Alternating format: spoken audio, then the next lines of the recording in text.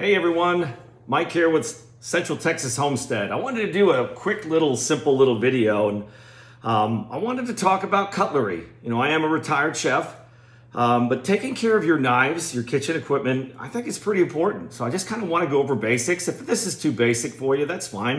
And maybe it'll be a good refresher for you. But I want to talk about the different types of knives.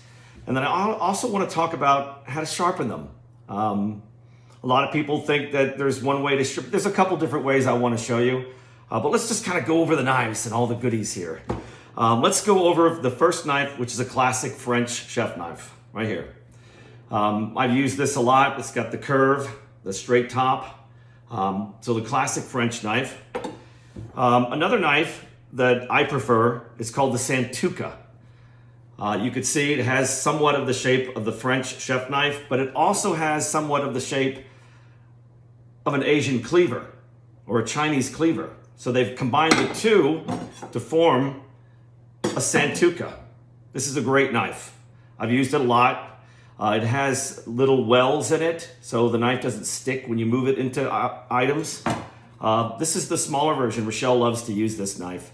It's just easier for her to hold and maintain. Let me put on my glasses so I can see. Here's a cool knife that was gifted to me by a good friend, Kamakito style. So it's more of a Japanese style. So kind of like the Santoka, but squared off on the tip. So this is a really good knife to use. It's very heavy duty, cutting heavy proteins and stuff, cutting through bones, chickens, things of that nature. Several other knives. This is a carving knife. It's got the French chef look to it, but it's longer. It is solid, so it will not bend. And this is really good for carving proteins. So I use that a lot. Kind of the same type of knife. The difference between this one, this is what I call the fillet knife. This would be for filleting seafood, for fish. And you'll notice because the blade will bend, it'll give. So you could take that fish and you can get in there and get all the flesh and not hit any of the bones. So this is a really good knife to have. Now we get into the serrated knives. The serrated, we use this for cutting breads, things of that nature. And here's just a smaller version of that as well. I like that. Or if you want to use a serrated to cut tomatoes or fruits, it's easier to get through the skin, or maybe bell peppers or things like that. Here's a cool knife. I use this a lot. It's a paring knife. It's for taking things and just kind of paring them by hand, or maybe slicing or manicuring garlic. Manicuring means you're just not smashing all the juice all over the cutting board. But that's just kind of a fancy way of doing things. You can use this for anything. Here's a medium style paring knife. This is used a lot as well too. Let's talk about scissors. I have 3 or 4 pairs of scissors in the kitchen that we use. This one, I always recommend that you look for scissors that you can take apart. This way you can take each side of the scissor and sharpen it. It just makes it easier. And you can find those when you're shopping online or at the store. Okay, let's talk about sharpening. Have you ever seen this? This is called a steel. It's got a coarse end and a fine end.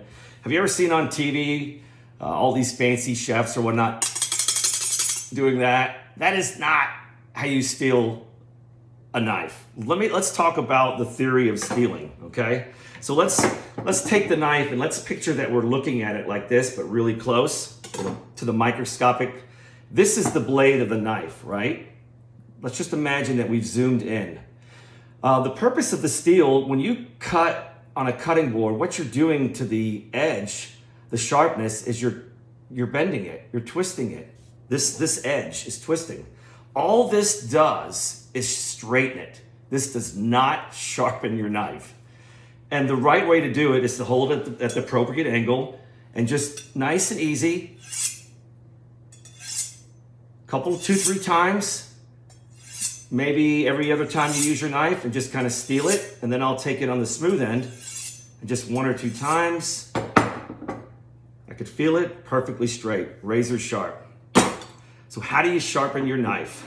Well, There's a lot of different ways you can sharpen your knife. There's a lot of tools out there, and I'm sure you've seen some of these interesting little tools. Here's a little handy kitchen sharpener. It's got the sharpening metal, and then it's got the honing. So the way you use this is you'll take it and run it through the sharpening a couple of times, and then you'll run it through the steel edge, which is kind of like this. Two pieces of steel together that you rub through. I'll use this from time to time just to kind of get a quick sharpen. There's other little handy tools like this out there that you can use. Again, the sharpening side and then the steel side.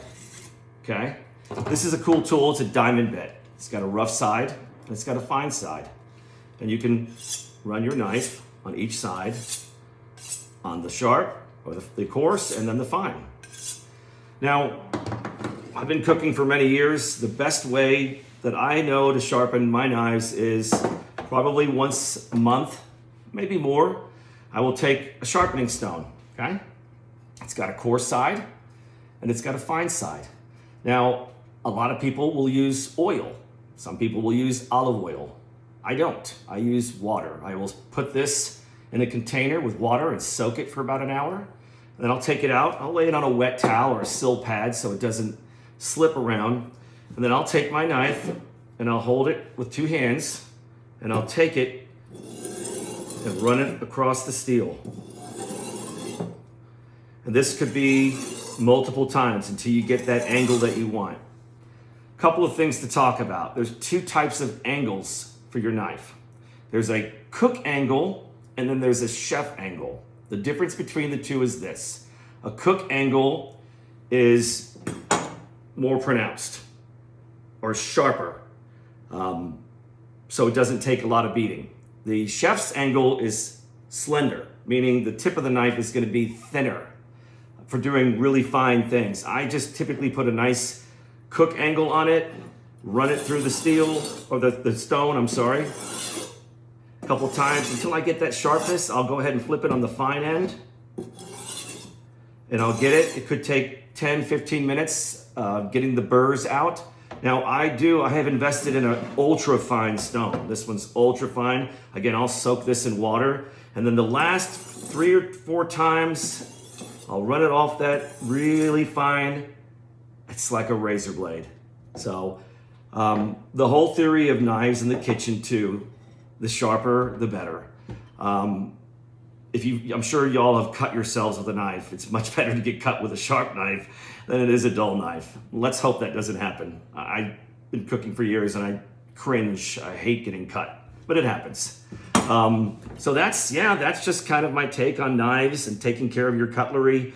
We're excited. Rochelle and I are excited. We are purchasing a real camera, so hopefully we can do some better filming, and looking forward to doing a lot more cooking and things in the kitchen.